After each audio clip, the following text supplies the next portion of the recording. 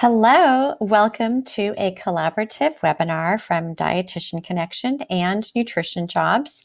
This is job interviewing for optimizing opportunities and earning potential. I'm so excited and honored to talk with you all today. Thank you for your time. Having my voice heard aloud in Australia is the most traveling I've done this whole year. I'm Stacey Danemke, dietitian and founder of Nutrition Jobs in San Francisco. You can learn more about me and Nutrition Jobs on my LinkedIn page, Instagram, YouTube, or of course my website. Do connect with me, and I hope you can implement a few of my strategies to build your business and our dietetic profession.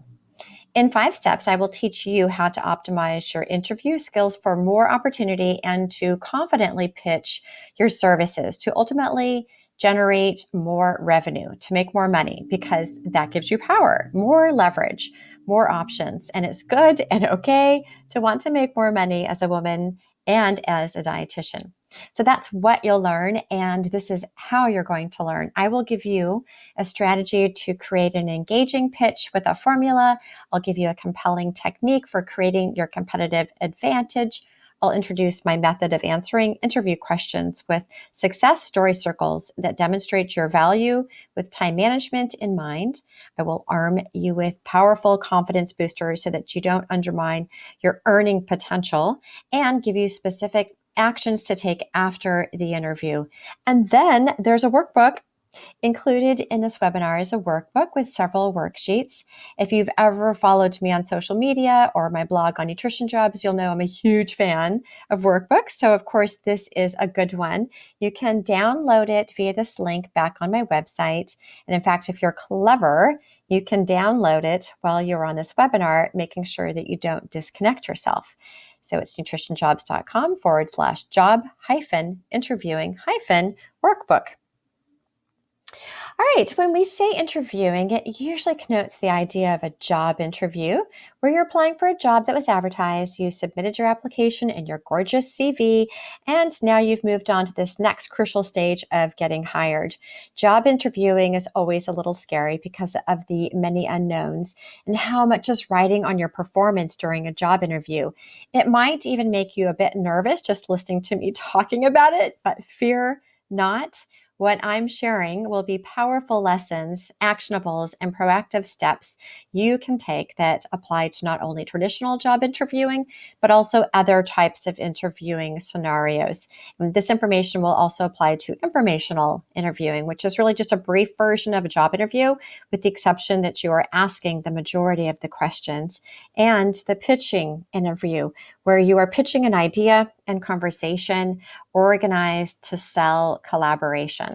They all share a single tactic, which is being prepared with meeting the needs of the situation and preparing your delivery, prepared with researching the company and the people you're going to be meeting with or communicating with, researching and anticipating the specific interview question scenarios, preparing your sell, your past work successes with confidence so that you can demonstrate and deliver your competitive advantage and your value, and preparing your actions to take then after the interview. Let's start with creating your competitive advantage. Let's be honest, dietitians are a talented group of professionals. We have unique and sharp brains with an incredible sense of compassion. We are smart doers. We are creative. We're the perfect balance for so many job titles or consulting gigs. And for those reasons, we each need to be competitive. Consider a few interview type scenarios, a clinical job or a community nutrition job, or where there might be several dietitian applicants, or we're pitching to a brand or a company where there might be a consideration of a pool of dietitian influencers or ambassadors that we need to stand out from. Being competitive is especially important during a recession or an economic downturn. You don't need to push your fellow dietitian friend under the interview bus. And truthfully, there is plenty of work to go around with the abundance mindset. But to put it bluntly, You may need to stand out taller than your competition by just being more prepared. And in some situations, your competition may not be a fellow dietitian. It might be a personal trainer or a health coach. I was talking with an Aussie friend recently, and we were dissecting the tall poppy syndrome that many women across the globe, not just in Australia, suffer from when job interviewing and trying to optimize professional opportunities. And I'm here to say that we should all embrace being a tall poppy. Everyone, lots of tall poppies in a field. You can toot your own horn and tell exactly why you are of value because of your accomplishments without being obnoxious. The reasons for this might be obvious, but easier said than done, of course. I realize that. But here's why you need to let go of being modest in a job interview or in a pitch. As you already know, I'm sure, but tall poppy syndrome makes you self-conscious, which affects your performance in an interview. And being self-conscious inhibits your power and makes you weak. It makes you afraid to take chances or put yourself out there for a reach job or a reach client. So how can you be more competitive?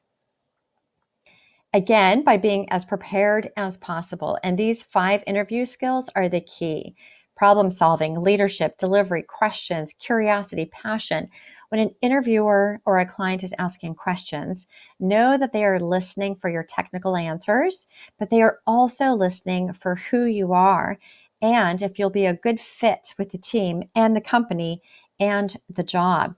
How do you demonstrate problem solving in your answers? Can you show creativity, ingenuity? Can you show leadership? They want to hear if you can take charge. Your delivery, can you demonstrate confidence? Your questions, did you do your research? And your curiosity, your passion. Are you excited, motivated, inspiring? These are the qualities that optimize your competitiveness in the interview that you can prepare for. So I mentioned that going into an interview or pitch prepared can make all the difference for your ability to think on your feet and to think creatively, to also welcome any distractions without tripping on your words. You can likely expect about 2 to 3 categories of questions: technical questions related to the job, general case or traditional questions, and behavioral questions that help illuminate your past experience with specific examples and how you performed in different work scenarios and what skills came into play or were developed in that process. So the technical questions are a little more difficult to exactly predict, but if you are applying for a clinical position in a medical surgical floor, you can anticipate that they're going to ask you a few clinical questions. And you can research those clinical questions by asking fellow community members on Facebook groups for recent interview questions with a particular company, or by going to some of the job sites and research their interview questions. And also, Glassdoor has an interview question bank for people in the US or for jobs and questions that were being asked during an interview in the US. Case questions might be presented or showing current situations, whether they're hypothetical or real, that need some expert problem solving. So, for example, the question might be, tell me about how you would handle a dissatisfied client or a family member of a patient. Your job in answering this question is to pause, collect more information, ask them if you need it, then answer with the skill set in mind in alignment with the job description, along with confidence in your delivery. But the behavioral questions. So tell me about yourself. Oh, Lordy, this question. But you can expect it in some way or another. What they really want to ask is why you're here. You could go on and on with this question, depending on your mood or what kind of tragic morning you've had with your new puppy, your kidlets, your spilled coffee, power outages. This question will conjure up lots of instant thoughts and emotions. So get this one prepared ASAP. So I'll present a series of behavioral questions you should anticipate and how to logically answer them with the concept of the success story circles using the STAR method. I like to bring it back to using an equation to solve these questions, a formula, a method, a checklist. That gives you space to be creative, to be clear thinking and organized in your wildly active and busy mind, because oftentimes this is going to be the first question out the door. And so honestly, I really dislike behavioral questions. I feel like they always trick me out of my business mode, my business face, and they try to give me an opportunity to be unprofessional or to come up with some sloppy answers compared with the technical questions. Those technical questions usually have me sitting back up in my seat. I'm tall, but the behavioral questions, they can be a struggle to stay on task. That's why, again, I like a formula to fall back on to keep me sitting up straight in my chair. So let me introduce to you my success story circle method. So when you're asked a question, what can you really glean from that? And what you're really being asked is to give an example that provides and demonstrates your skill set, your value to the person that you're interviewing with and to the company, and that it aligns with the job or with the side hustle or the gig. So the success stories come from your resume, and the circle comes from how you tell the success story. So these success stories are your quantifiable work success bullet points on your resume. These are examples of where you've added value at work in a quantitative or action-oriented way using dollars, time, percentages, increased, decreased. So here's a list of potential behavioral questions you can anticipate and prepare for. These are also included in your worksheet. And it looks like that. You can complete it. And the STAR method is a tried and true method of responding to behavioral questions. But what I really like about it is that it gives you a mental checklist about how to answer the question. It also helps manage your time when you're answering the question, because it's really easy to get stuck in the weeds, setting up the story or the situation, stuck in the weeds, describing the task. And then you don't have enough time telling what you actually did to solve the problem, what resulted. And in the moment, you appear disorganized, maybe sort of immature by rambling on about a situation, and then you lose your mental momentum. So STAR for the STAR method is an acronym for these components. S for situation, where you set up the scene. T for task, what task needed to be done? What were the challenges? What was the purpose? A for actions, what actions did you take? Explain what you did and what you implemented, what you created. And R is the results, the final product.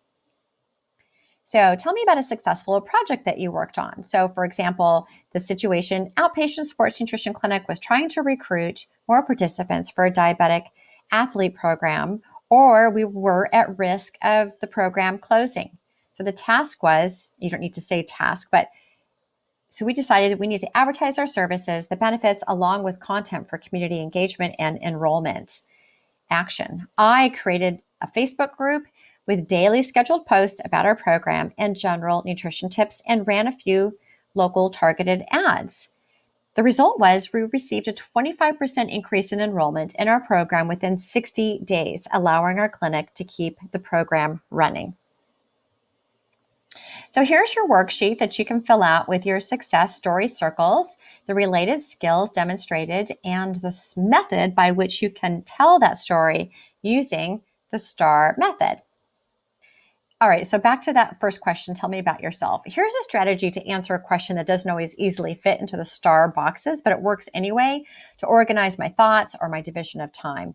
So they asked me that question, tell me about yourself. Well, I'm a dietitian with a background in computer programming. I run my own business, including my social media marketing, to grow my business for the past 20 years.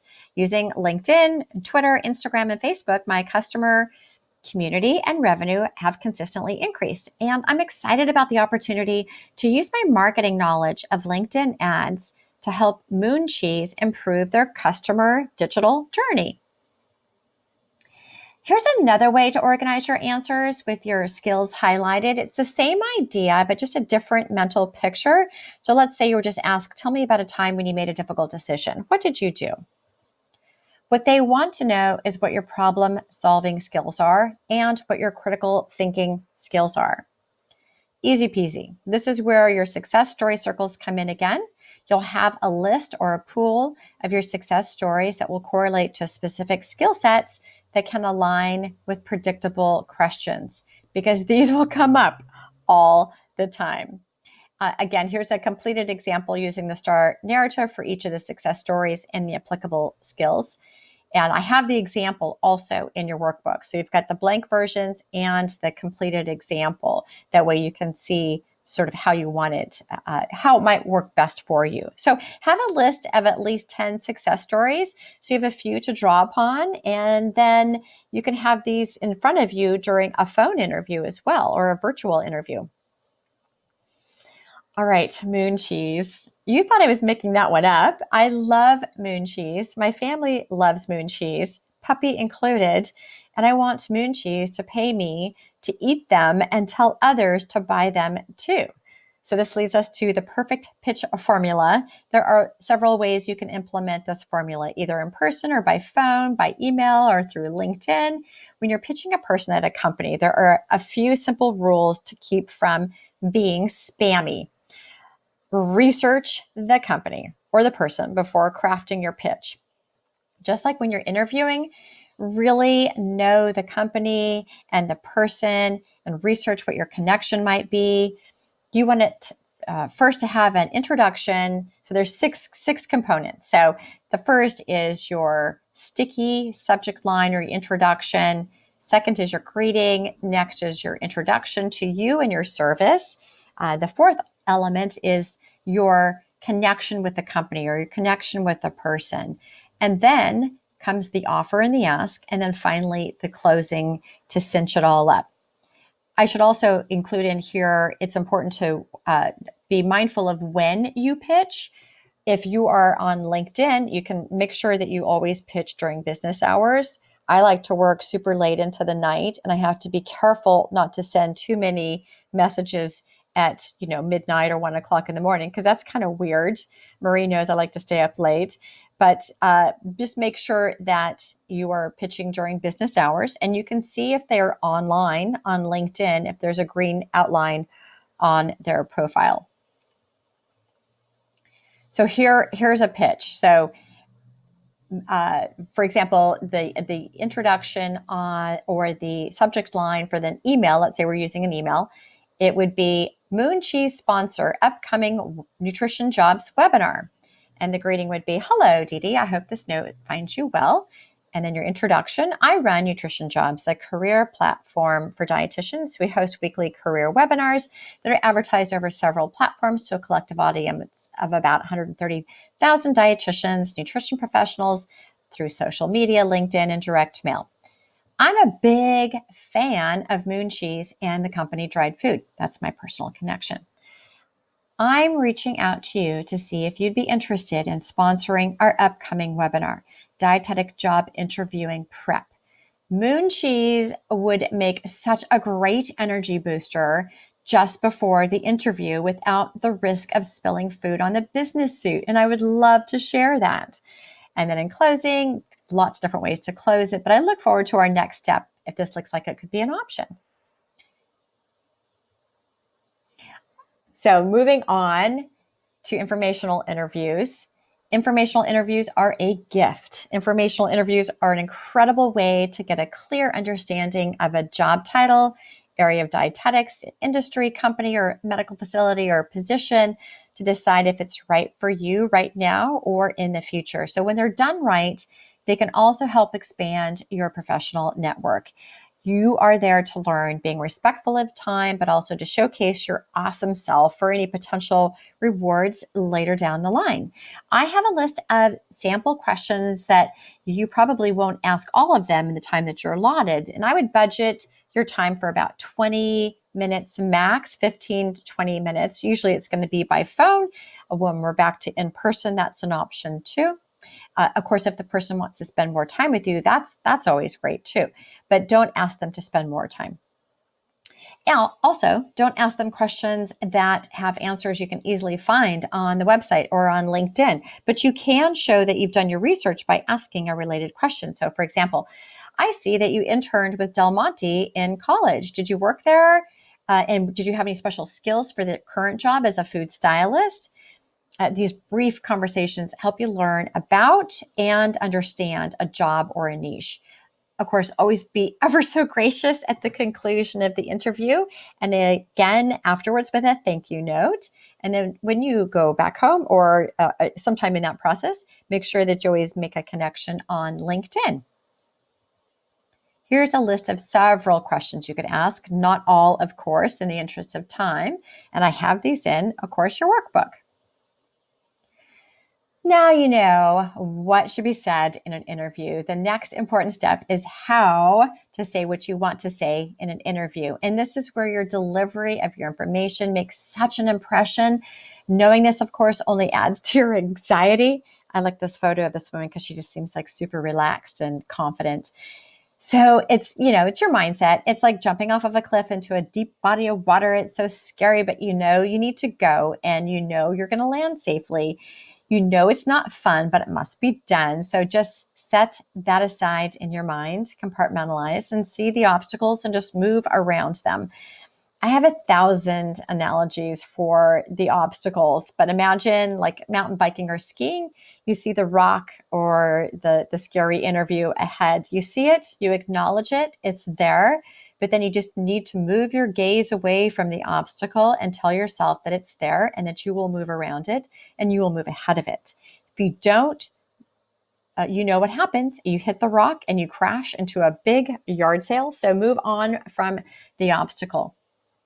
So I have some few techniques for you, and I will go through each one of them. The other thing I don't have on here is being friendly, being smiley. When you get nervous, you look stressed, and you can also look mad. And Marie and I did some mock interviews with some dietetic students, and one of the first observations we had is several of them looked mad. They looked angry, but the truth was they were so nervous. They were not angry. They were honored to be having the opportunity to be involved in a mock interview, but they were so nervous. So you don't want to look nervous. And one way you can do that is to artificially smile and try to be fun. You'll look fun, and then the mood in the room or your head will be fun, and everything will melt. You'll look relaxed and confident, even if you're not, just smiling. All right. I think finding and using your voice is so powerful. Talk to another dietitian daily. Maybe reach out, do some networking on the phone, maybe talk to another person, making sure that you're talking professionally, not just about politics or anything else not related to the task at hand. Read the newspaper out loud, actually. That is a way to use a professional voice and sort of get used to hearing your voice out loud. Also, rehearse your interview questions aloud via your phone's voice memo program or make a video. I think there's something different that happens when you turn on a device that's recording you in some way. You sort of, again, you sit up in your chair a little bit. And then practice using confident language. And here are some examples for everyday language or emails. So I think that using apologies, sorry, inappropriately in a way that can undermine yourself.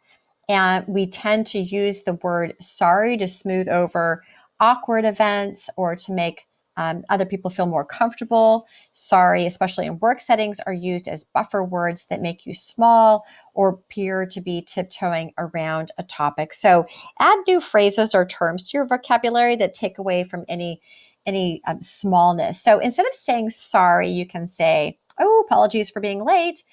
Thanks for your patience. Oh, thanks for pointing that out. Is now a good time to ask about whatever it might be? Try not to say sorry. Another category of a word that I think should be eliminated is the word just. I just wanted to say, or I just think.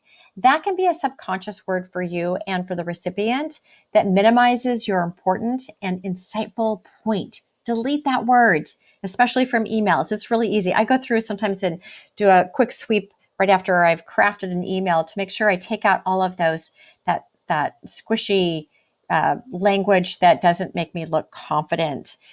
And of course, as you know, the less you have in an email, it's easier for someone to read. So delete that word. And same goes for the word think or believe. You know it. You will. You can. And then when negotiating or when you get into a situation when you're beginning to feel cornered or uncomfortable or feel that you're losing power, draw upon the work of Chris Voss from his book, Never Split the Difference. When you get into a verbal discussion or a salary negotiation or a situation where your power might be undermined, he says start with using the late night FM DJ radio voice. I love this. Basically, keep it calm and keep it slow. This version of your voice has the power to create an aura of authority and trust without making the other person feel defensive. He's got a lot of specific suggestions. Another is wait with your words. Don't try to fill the silence. You can mirror the question back to put you back into the power seat. So, for example, if someone at the negotiating table asks you, so how much were you earning at your last job? Or what was your rate with your previous client? If you're working with a brand, even if they have your rate card sitting right there in front of them, you don't want to answer that question. The future is what you want to focus on, not the past. And in the US, that question isn't legal in most states anyway, but people ask it all the time. So then just mirror back the last couple words of their question back in the form of a question to them. What was my salary at my previous job? Wait. This gives you a little more leverage, more time. They might have to rephrase it. They might say, oh, never mind, or whatever might come from that. But it just gives more insight into their intentions. If they persist, then just redirect them back to the future, what value you offer and what your future rate is. You've worked hard to get where you are. Just embrace the confidence you deserve to earn what you deserve. All right, you already know this, so I'm going to say it anyway. I'll say it for myself, if anything. Exercising makes you more creative. It makes you rethink. It relaxes you. It helps you escape from them ruminating thoughts of self-doubt or, as I call it, constipated thinking. Exercising daily for 30 minutes or more of aerobic exercise. If anything, it makes your skin glow for the Zoom interviews. Another area of self-care is meditating for 10 to 20 minutes a day. I used to work for Dean Ornish, and I was introduced to famous yogis and meditation leaders. And these people were really, truly more confident and calm. I like the kind of meditation where you set an intention to either serve, to learn, or to get an answer from something, or really anything that helps you recalibrate with your higher self is perfect. The other booster is enhancing your skills. Actually, this can have a powerful effect on your confidence. When you're feeling inadequate and you do something to make yourself more adequate, you're going to feel more confident. So I used to get a pit in my gut when people would mention SEO, search engine optimization, related to online blogging, because I didn't know the details. I had someone who used to do it for me and doesn't do it for me anymore. I didn't know the algorithm, and it made me feel really inadequate and left out, especially like on social media. And then one day, actually just a few months ago, I decided I needed to learn. I got the idea from a podcast and then from some webinar trainings. And now I'm really good at SEO.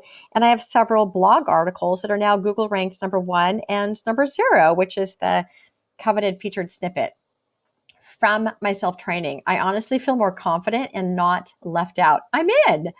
I did that all for free, by the way. And there's tons of free webinars. Of course, Dietitian Connection has a bunch. Her YouTube channels, my YouTube channel, LinkedIn Learning. You can sign up for a paid account for 1 month free and access all of the LinkedIn learning modules. And YouTube's a gold mine of trainings beyond just making, as my teenagers and tweens tell me, mug cakes. I had a friend who applied for a job that required that she knew the project management tool Trello. I'm not sure if you use it, but Trello, and that was on the job description. So she watched several tutorials, got her own free account so that at least she knew how it worked and she knew the nomenclature around the tool. So that truly enhancing your skills is even more important when you have gaps in your resume or work experience, and it shows that you're being mindful of your career, your work skills while you were out of the workforce. But these are all delivery and confidence boosters. Square breathing. A form of meditation is square breathing. It's the round of squares to calm your nerves instantly. And how you do it is you inhale for a count of 4, hold for a count of 4, exhale for a count of 4, and then hold for a count of 4. And then you repeat that with a deeper breath for a count of 6. So you count for 6, hold for 6, exhale for 6, and then hold for another 6. And 6 is the highest you probably would want to go. If anything, exhale for a little bit longer, but keep the rest the same. When you do that, your heart beats slower and your muscles relax. Your breathing becomes slower. Your blood pressure actually truly decreases, and your levels of nitric oxide are increased. So you just feel more relaxed. It's instant. All right, one last comment about confidence boosters related to preparation. And I call these the golden interview tickets. Always research the company or the person. Always. Never walk into that cold and look like you know what you're doing when you don't.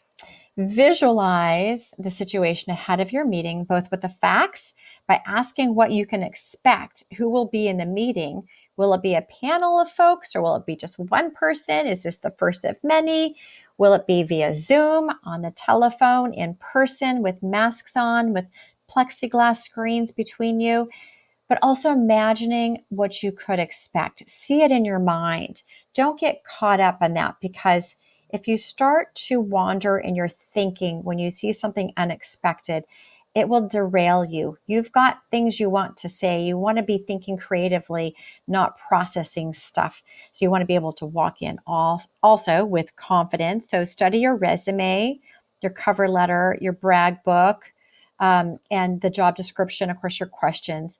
You can also bring those with you, your list of questions, your job description, your resume, your cover letter, your brag book. That can all come with you. All right. After the interview, the fabulous interview that you did so well on, there's a few proactive steps you can take afterwards. Number one, I'll just run through these. I have a blog article on these that can go through them all. It's exactly the title of this, so you can look for it. Congratulate yourself on what went well. You worked hard preparing for that interview. You also want to send a thank you note. You want to send the interview panel an email or a note to thank them for their time. A simple note shows interest, respect, and extra care. It also allows you to summarize what you put in the original cover letter that accompanied your resume, and then tell them why you're a perfect fit and what your connection is to the job and to the company. The third action is to reflect upon the interview, what you could improve upon. Sit down and write it out and prepare for your next interview, because there will be more. You can also ask yourself, is this a good fit? Is the job a good fit? Is the company a good fit? What about their culture? What about the people you'd be working with? Is it a good fit? 5 is the compensation. Consider what you'd like to negotiate for your pay, for your benefits, your time off, what gets paid for, what doesn't get paid for, your retirement. Now that you've heard what they're offering, you can decide if this is how you want to move forward and what's your best strategy for negotiation. And then prepare for interview number 2. Like I said, you're going to have another interview, and most companies have multiple rounds, even if it's just 2 of them. Number 7 is be patient. This is hard, and waiting is not easy, but it does take some time to interview. They've got work in addition to the interview process, so it can take a few days or even weeks, hopefully not that long, but that's when you want to do call back. And if you haven't heard anything, call for feedback within about 1 or 2 weeks after the interview. Also, stay connected, even if you don't get this job. Thank the interviewers for their time and consideration. Let them know that you'd like to stay on their radar for future opportunities. And then lastly, inquire if there's a job notification list to be put on so that you can get email notifications when positions open up. Alrighty, I want to give you a couple additional resources. Maria and I presented 2 webinars for the Academy, and they can be accessed on the Eat Right Pro website under lifelong learning. We did one on interviewing. So that goes through some more traditional interview questions and how to present yourself with confidence, in addition to the ideas that I presented just now. Marie gives a great description of how to make your body larger. And so you can be making your arms bigger, wider to increase your perception of your presence while you're doing that square breathing to calm you down. And also, I don't think this was in either one of our presentations, but don't wear a silk blouse. All right, the March 2020 issue of Food and Nutrition magazine also featured our work on job searching and professional profiles. You can check, I think you guys received that one as well. And then if you want some insight into using LinkedIn to build leads and grow your nutrition business, I am also giving a talk at the upcoming RD Entrepreneur Symposium, and I've included a link to sign up for that in the workbook. But do remember to go to this web address to download your own workbook, and it has all those worksheets and all that good information in there. nutritionjobs.com/job interviewing workbook. So do please connect with me, tag me, follow me, ask me questions, give me feedback. It's been an honor sharing my LinkedIn insights, my job interviewing insights, all of the confidence insights and success storytelling insights on how you can increase your potential. So I really appreciate your time, and I look forward to hearing all about your job interview. And if you've got some questions, I would be delighted to hear about those and see how I can help you out and chime in with that too. All right, goodbye for now.